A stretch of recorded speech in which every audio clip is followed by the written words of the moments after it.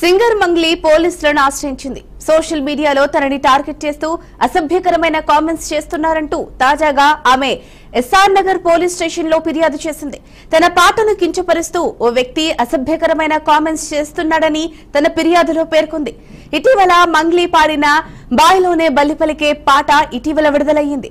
ప్రస్తుతం ఈ పాట సోషల్ మీడియాను ఓ ఊపు ఊపేస్తోంది.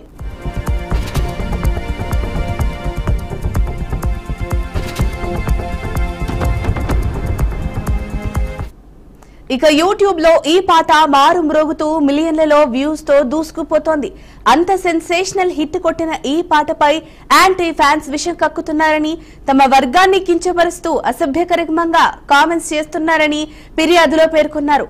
తమ ఎస్టీ వర్గాన్ని, తమ భాషను కించపరుస్తున్న వారిపై కఠిన చర్యలు తీసుకుని శిక్షించాలని ఆమె డిమాండ్ చేసింది. అలాగే ఎస్టీ నాయకులు కూడా మంగ్లీకి మద్దతు తెలుపుతున్నారు. తమ వర్గాన్ని కించపరుస్తున్న వారిని కఠినంగా శిక్షించాలని డిమాండ్ చేస్తున్నారు.